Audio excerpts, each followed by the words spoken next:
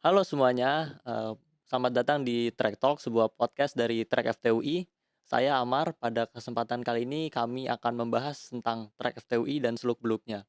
Pada kesempatan kali ini juga kami sudah kedatangan salah satu orang penting nih yang ada di Trek FTUI. Kita sambut Pak Eko. Halo Pak, gimana Halo kabarnya Pak? Amar, baik alhamdulillah. Boleh banget nih Pak, perkenalan dulu mungkin ya Pak ke penonton dan pendengar kita tentang Pak Eko, sekarang kesibukannya apa, terus dulu kuliahnya gimana Pak, di mana aja gitu Pak? Ya, nama saya Eko Adi Setiawan ya. Saya sekarang lebih banyak mengajar di Teknik Sistem Energi di FTUI sekarang karena udah mulai masuk kelas setelah Covid di Salemba. Lalu sehari-hari di sini di Track sebagai direktur sejak tahun 2014. Jadi udah cukup lama ya. Kalau studi macam-macam ya, S1 di Trisakti, S2 di UI, S3 dapat beasiswa dari pemerintah Jerman.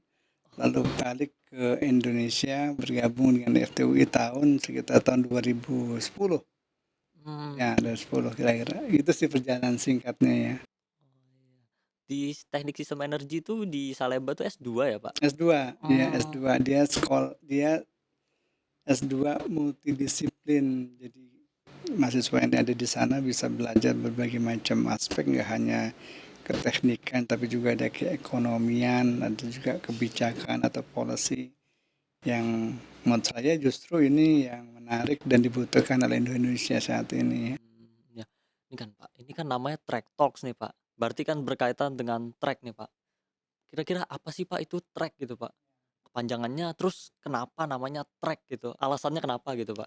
Ya memang TREC atau Tropical Renewable Energy Center ya dulu didirikan oleh Prof. Dedi Priyadi tahun 2014. Jadi beliau berkeinginan bagaimana caranya agar energi terbarukan ini bisa menjadi salah satu topik penelitian, topik pembelajaran bagi mahasiswa-mahasiswa di FTUI. Ya. Nah, sejak itu berdiri, akhirnya kami mengembangkan dengan dosen-dosen yang memang udah kelihatan track recordnya di bidang energi terbarukan. Ada Prof. Adi Suryo, ada Ibu Cindy Priadi, ada apa namanya dari metalurgi Bu Ana dan Pak Bambang dan lain sebagainya gitu ya. Tujuannya adalah tadi bagaimana agar energi terbarukan ini bukan hanya bisa dipelajari di kelas, tapi juga bisa kita lihat implementasinya di sekeliling kita gitu. Nah, kata track itu yang paling menarik ada kata-kata tropikalnya Ah, itu iya, karena memang tropikalnya. tropical itu saya dulu membayangkan bahwa anak-anak Indonesia atau mereka yang tinggal di daerah tropis harus menguasai dengan baik, harus mengerti dengan baik, dan harus bisa menerapkan dengan baik energi yang ada di daerah tropis. Loh kan daerah subtropis juga ada energinya, tapi karakteristiknya berbeda. Contohnya misalkan di daerah tropis mataharinya dominan, jauh lebih panjang, jauh lebih lama dibandingkan di daerah subtropis. Tapi angin kita di daerah tropis itu relatif kecil, tidak seperti di daerah subtropis yang anginnya besar-besar. Lalu kemudian karakteristik orang, pola hidup, gaya hidup orang, di cara penggunaan energi juga berbeda-beda antara daerah subtropis dengan daerah tropis. Jadi artinya bahwa kita mahasiswa Indonesia atau mahasiswa yang ada di UI ini kalau dia bisa mengerti dengan baik apa potensinya dan karakteristiknya, maka dia akan jadi leader.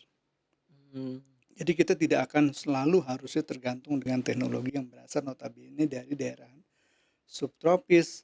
Kita bisa ngebuat sendiri. Contoh yang paling gampang misalkan gini, orang buat alat misalnya buat inverter, inverter itu alat konversi energi ya, listrik.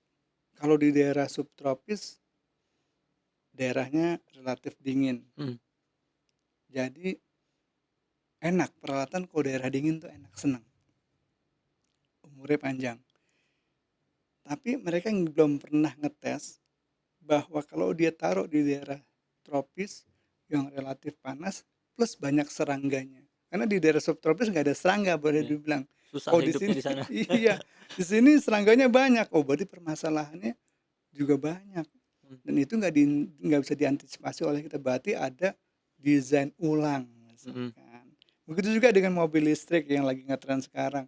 Mobil listrik banyak dibuat di daerah subtropis, tapi kalau taruh di sini, mobil listrik itu butuh baterainya butuh yang adem, Mhm. yang suhunya 25 derajat celcius. Kalau taruh di sini panas, usianya bisa pendek.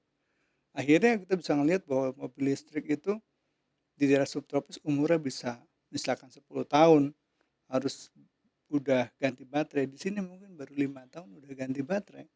Nah, hal-hal gitu yang ingin kita explore sehingga anak-anak UI ini khususnya paham banget nanti mendesainnya harus begini, gitu. Beda dengan Mhm. yang didesain oleh ahli-ahli di daerah subtropis, gitu. Itu sih satu contoh, masih banyak banget yang Iya bisa iya. dieksplor lebih jauh ya. Gimana, Berarti Amar? berarti tujuannya tuh kayak mengoptimalisasi terus memanfaatkan keuntungan yang ada di Indonesia karena sebagai negara tropis gitu ya, Pak, Mhm, ya? betul Mhm mhm. betul. Jadi banyak ya, banyak, terutama menyangkut masalah desain. Misalkan, oke kita mau bangun wind turbine atau blade-nya atau baling-balingnya. Dengan angin yang kayak gini di daerah tropis yang relatif anginnya kecil, kita nggak bisa membangun yang gede-gede seperti yang ada di Eropa. Satu tower bisa sekian megawatt. Di sini paling berapa puluh, sorry, ya berapa ratus watt atau berapa kilowatt mungkin bisa. Itu berarti kan desainnya harus berubah. Mhm. Berarti kalau orang asing mau tanya ke kita, kita yang lebih paham. Kita bisa jadi narasumbernya. Mmm, mhm. Nah, di situ sebenarnya kerennya kata tropical Tropikal. tuh menunjukkan sebuah karakteristik sifat dari sebuah keadaan yang kalau kita menguasainya, maka kita bisa menghasilkan teknologi-teknologi yang paling tepat digunakan di daerah tropis. Mhm. Menarik nih kalau mahasiswa FT dari berbagai macam jurusan ya bisa paham ini dengan baik. Wah, itu keren banget. Sama macam-macam misalkan sampah, manfaatan sampah daerah tropis itu beda. Iya. Lebih banyak sampah ini ya, Pak, sampah organiknya ya, Bisa Pak? organik, tapi suhu ketika misalkan sampah dimasukkan ke dalam sebuah digester ya, sebuah Insenerator, Pak, ya? Iya. insinerator atau digester bisa Mhm. ya untuk menghasilkan gas metan. Mhm. Suhunya kan udah beda. Di sini panas, di Eropa dingin. Kalau kita selalu mengacu di Eropa, bisa jadi ketika dipakai di sini bakteri malah nggak bisa berkembang. Mhm. Yang paling paham justru orang yang di daerah sini harusnya kan. Nah Mhm. gitu. Jadi bisa Anda bayangkan. Contohnya ban mobil ini di luar energi ya. Ban mobil di Eropa didesain untuk suhu jalan dengan aspal sekian derajat. Maka otomatis komposisi materialnya juga berbeda.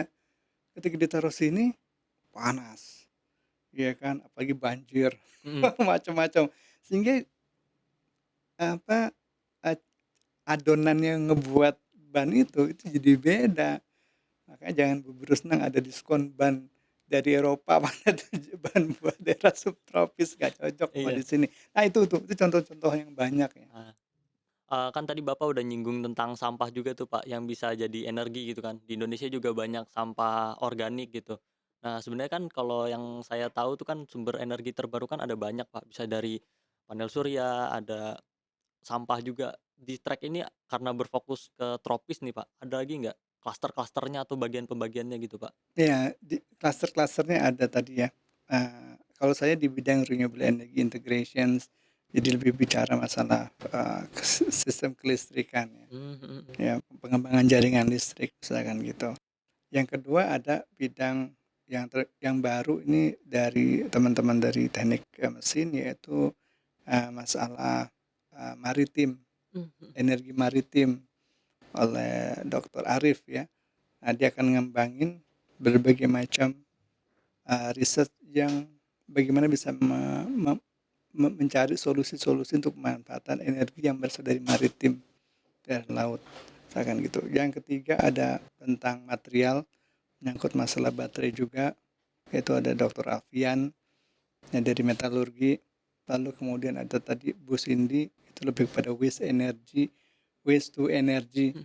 ya, sampah untuk menjadi energi.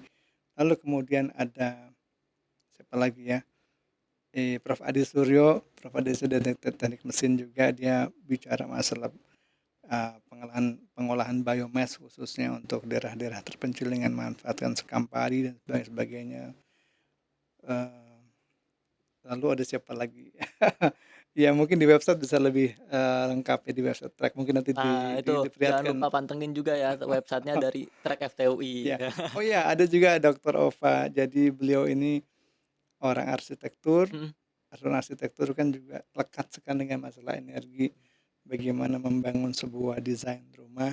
green building Nah, gitu ya, Pak. green Mhm, building, nah, itu juga isu yang akan terus meningkat. mhm, Itu kira-kira ya, mhm, orang mhm. asik-asik sih sebenarnya karena relatif muda. Ya, Terus berarti sangat multidisiplin banget ya, ya, Pak, ya, multidisiplin banget di Trek ya, ini.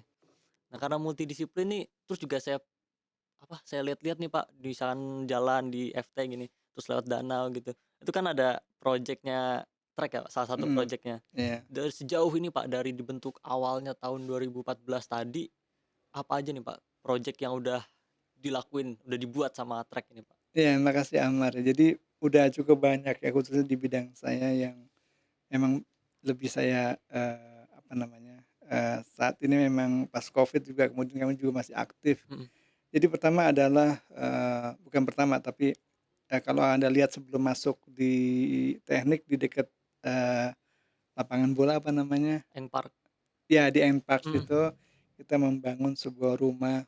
Rumah mhm, itu rumah kecil, namanya rumah dual power, saya kasih mmm, nama dulu sumbangan dari Pak Sofwan, alumni teknik mesin. Jadi di situ rumah yang paling canggih yang ada di Indonesia mungkin. wes keren, Kenapa? Karena di situ listriknya menggunakan fuel cell. mhm, Fuel cell itu berbasis dari hidrogen.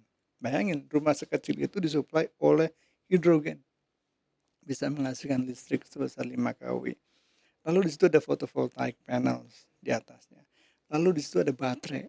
mhm, Lalu di situ ada juga listrik dari PLN. ah, Lalu listrik di rumah itu pun ada dua jenis, ada listrik AC 220 volt, ada listrik DC juga 220 volt DC. Nah itu yang unik yang saya kasih nama dual power, itu udah mhm, masuk paper dan sebagainya. Jadi rumah sekecil itu memang kami buat agar masyarakat, para akademisi, mahasiswa, partner-partner dari luar negeri juga ngelihat, apa sih ini? mhm, Nah, kita mhm, bisa ngasih tahu itu ya. Yang kedua, kerjasama dengan industri, misalkan tadi yang floating tadi tuh mhm, dengan perusahaan dari dalam negeri yang membuat panel sendiri, lalu kita coba membangun PLTS terapung yang notabene kita kan negara kepulauan iya, kan, banyak danaunya, banyak perairannya, mhm, lautannya. Nah, gimana agar Indonesia bisa leading di pengembangan teknologi ini? Banyak banget yang udah datang dari industri, dari mahasiswa, dari macam-macam lah ya. Lalu yang berikutnya ada yang baru-baru ini yang juga menurut saya cukup fenomenal adalah hasil karya tim tim Trek dalam membuat sebuah alat yang namanya DC on. Ya, sebuah alat untuk merubah tegangan listrik DC menjadi DC lagi dengan tegangan DC yang tinggi di antara 200 sampai 300 volt, dan itu udah dipesan oleh sebuah pusat riset yang terbesar juga di dunia, Hawaii Natural Energy Institute di wah, Amerika. Jadi udah dibeli 3 buah. heeh, Saya sampai ngajak mahasiswa 3 orang ya. Kami pergi ke Amerika, dibiayai dan alat itu dipasang dan berjalan dengan baik. mhm, Lihat aja tuh di YouTube ininya. ada Nanti videonya ya, Pak? ada Mhm, apa namanya, testimoninya. iya, Jadi iya, kita udah ke Amerika dengan hasil karya kita sendiri wah, dan keren, dipakai gitu loh. Ini bukan lomba-lomba ya. iya, Ini udah riset, riset, implementatif mhm, gitu. Jadi ternyata sebenarnya tujuan membuat ini adalah kemudian mengajak bahwa mahasiswa Indonesia bisa berbuat yang konkret, yang real, dan alat itu bukan hanya untuk bisa dinyalakan untuk menghidupkan peralatan rumah tangga atau melistriki peralatan rumah tangga, tapi juga untuk charging kendaraan listrik. wah, Walaupun levelnya belum mobil listrik, tapi untuk multifungsi lah ya, ya apa namanya, skuter atau mhm, sepeda listrik mmm, atau motor listrik. ah, iya, Jadi nanti kalau lihat YouTube-nya Anda bisa ngelihat bagaimana karya-karya dari UI, mahasiswa Indonesia ini udah sampai segitu sebenarnya. Jadi saya harapkan makanya mahasiswa-mahasiswa kita harus bisa lebih hebat lagi. nanti mereka akan datang kok, yang luar negeri datang kemari. Bukan kita terus yang ke sana, kita ke sana biasanya ngasih kuliah, tapi kita sekarang datang ke sana ngajarin juga orang sana kan Mhm, gitu kan. Nah, di situ sebenarnya yang membuat mahasiswa dan sebagainya terus tertarik untuk penelitian. kayaknya Prof. Adi Suryo juga udah buat macam-macam, beliau buat di kelistrikan di daerah terpencil, bukan terpencil, di Bekasi yang belum ada listriknya. Ada turbin angin kecil, aja dulu kita ada membuat turbin angin kecil terbuat dari kayu, oh, dibuatnya di Solo. Kayu-kayunya khusus, kayu yang tidak mudah lapuk. mhm Nah, ini mhm, kan menarik. Oh, ternyata kita nggak harus lu buat buat blade dari bahan-bahan material model aluminium atau dari karbon composite gitu, iya, tapi dari kayu ada. Karena kita punya banyak hutan dan karakteristik kayu. Coba dikembangkan. Ya kalau gagal dan sebagainya itu wajar, bagian dari mhm, penelitian. iya, Itu kan udah karakteristik penelitian ya. mhm, Tapi mencoba sesuatu yang baru itu adalah hal yang paling penting buat buat kita khususnya para mahasiswa. Jadi Prof. Adi ini juga banyak penelitiannya, terutama untuk pengembangan apa namanya teknologi energi terbarukan dengan masyarakat. Nanti kapan-kapan kita undang aja iya. Prof. Adi Suryo Nanti biar mungkin ngomong. itu bisa jadi bahasan tersendiri tuh, Betul, Pak, apa yang Bapak betul, udah omongin tadi tuh, betul. proyek-proyeknya itu bisa Iya, ada bahasan tersendiri di betul. episode-episode selanjutnya lah, Pak, Iya, iya. betul, betul. Nah, berarti kalau yang tadi Bapak sempat singgung juga nih, Pak, bekerja sama sama pihak luar, pihak dalam negeri, itu sejauh ini udah bekerja sama sama mana aja gitu, Pak? Terus misalkan mereka mau ngajuin kayak ngajak kerja sama dari truk itu prosesnya gimana, Pak? Atau Iya, ada prosedur tertentu yang rigid atau segala macam? iya sebenarnya gini ya, kalau biasanya kita membuat MOU, Mhm, Memorandum of understanding. Mhm, Understanding, itu biasanya ada di level dekan mmm, atau juga ada di level rektor. Contohnya dengan Hawaii University ada dengan rektor, ya. Lalu kemudian dengan industri seperti ada PT Sky dan PT Queen Solar yang memasang PLTS terapung itu di level dekan bisa mmm, gitu ya. Jadi tapi ada juga yang memang sekedar untuk kunjungan, untuk datang. Ada teman juga dari berbagai macam perusahaan di lokal sini. Ada bahkan juga anak-anak SD. Anak-anak SD itu pernah kita terima iya, untuk datang ke trek untuk belajar karena mereka bilang, orang tua mereka bilang, Pak Eko ajarin tentang bagaimana panel surya bekerja. Itu mhm saya mhm, pusing tuh, pusing untuk bisa menjelaskan itu. Bayangkan kita harus bisa menjelaskan panel surya kepada anak SD, kelas 2 SD. iya, Nah, itu biasa di Jerman. mmm, Jadi di Jerman itu dekat kampus saya dulu, di kampus saya dulu itu pernah ada namanya Kinderuni. Kinderuni itu acara yang diadakan oleh universitas untuk anak-anak kecil mhm mhm, agar dia bisa diberikan pemahaman oleh para guru besar mmm, dengan cara yang paling mudah sehingga mereka ngerti. Nah, itu sebenarnya sesuatu yang berat sekali. Karena kata Einstein, orang yang tidak bisa menjelaskan sesuatu dengan mudah berarti dia belum ngerti. mhm mhm. Nah, jadi kalau kita makin banyak menjelaskan dan membuat orang pusing, berarti dia belum ngerti. Nah, itu sebenarnya challenging. Akhirnya kita membuat dengan tim-tim kami di sini para mahasiswa, membuat games buat anak-anak itu. Mhm, Ambil lari-lari, ada yang berfungsi sebagai sinar matahari, sebagai foton, iya, ada yang apa namanya, jadi elektron. Jadi seru gitu. mhm Jadi mereka bisa "Oh gini cara mhm kerjanya," gitu ya, "Oh gini prinsip kerjanya." Bukan hanya saja anak-anaknya, orang tuanya yang datang mhm, juga jadi ngerti, gitu. Jadi track itu tidak hanya untuk mahasiswa, tidak hanya untuk dosen, tapi buat masyarakat yang penting. Masyarakat bisa ngerti, anak SD juga belajar juga, anak SMP juga pernah datang kemari, pengen tahu gimana sih. Nah, itulah yang membuat agar universitas tidak menara gading. Jadi jangan dia berdiri di tengah masyarakat, tapi masyarakat tidak tersentuh mhm. oleh apa sih yang Terkesan eksklusif mereka gitu ya, Pak? iya. Mhm Nah, oleh karena itu kita harus ramah dengan masyarakat sekitar. Mereka nanya, kita jawab. Mereka mau datang, kita terima. mhm Karena masyarakat adalah partner dari university itu sendiri. mhm. Gitu, Mar. Iya, berarti kalau udah tadi kan udah bekerja sama-sama banyak pihak gitu, Pak, Ya, terus ada banyak proyek juga yang udah dibangun gitu. Selama ini ada nggak kayak menerima penghargaan gitu dari pihak luar gitu, Pak? Penghargaan untuk trek pihak luar Universitas Indonesia maupun Universitas Indonesia sendiri? Ya, beberapa ada penghargaan yang sifatnya ya bukan begitu besar, tapi misalkan, eee, ada misalkan inovasi, Mhm jadi kita dapat, semacam medali dari Dies Natalis beberapa waktu yang lalu. mhm Lalu yang penting adalah sebenarnya lebih daripada itu, eee, paper-paper kita pun udah banyak disitasi oleh peneliti mhm yang lain, paten kita pun ada, lalu kemudian banyak mengisi seminar atau webinar di tempat luar, itu pun sebenarnya juga bentuk apresiasi, ya, apa namanya, bahwa masyarakat merasakan, sesuatu yang bermanfaat gitu. Tapi kalau penghargaan dari apa sebagainya sih belum mhm. ada. Tapi mungkin nanti Ke depannya, Pak. kalian yang bakal jadi championnya kan, kita Iya. kan ini kan membangun ya. Kami punya semangat bahwa yang lebih mudah harus lebih berhasil. Jadi kalau kalau Anda bisa meneruskan ini, tidak mungkin kemungkinan akan Anda bisa menguasai ini dan akhirnya menjadi juara-juaranya gitu. Amin amin amin amin. Iya. Iya.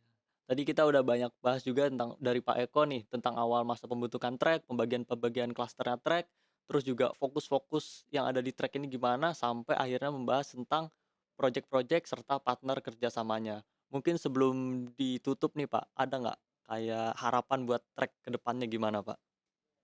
Ya, harapannya pertama saya selalu berharap bahwa generasi muda penerus trek ini, para mahasiswa dan dosen-dosen muda bisa lebih aktif lagi karena masih banyak khasanah keilmuan yang perlu digali lebih lanjut, ya, terutama tadi di bidang tropical ini atau di daerah tropical ini.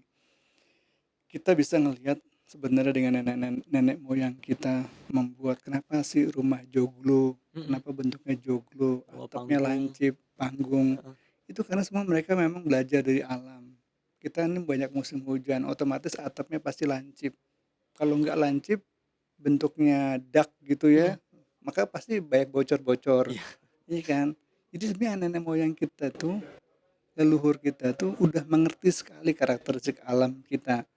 Nah, ini jarang kadang-kadang dipelajari karena kita sudah terlalu silau dengan teknologi dari negara luar yang beda sebenarnya, sehingga kita menjiplak begitu aja. mhm, Nah, ini yang sebenarnya pengen kita coba renungi lebih dalam, kaji lebih dalam. Penyakitnya juga beda, penyakit daerah tropis dengan subtropis juga beda. Di sana nggak ada malaria, kita ada malaria. Makanya iya, dokter-dokter kita pasti canggih banget untuk bidang penyakit-penyakit tropis gitu ya. Jadi boleh kita belajar kemanapun juga ke luar negeri, tapi kembali lagi menggali semua istilah kerennya apa tuh, kearifan lokal ya. kearifan Iya, lokal gitu ya. Jadi ini yang ingin kita lebih dalemin, sehingga nanti ketika kita menguasai ini, maka orang dari luar akan belajar ke kita gitu. Syukur-syukur nanti kita bisa membuat prototipe, produk yang memang benar-benar pas buat negara kita. Kalau kita bisa membuat produk sendiri, maka otomatis harganya pun relatif murah. Kalau murah berarti bisa diimplementasikan di banyak masyarakat. Jadi sekali lagi bahwa Trek berupaya untuk ke arah sana, yang mudah-mudahan segera bisa lebih memberikan kontribusi ya buat amin amin Indonesia. amin amin. Itu aja, Amar. Iya, Pak.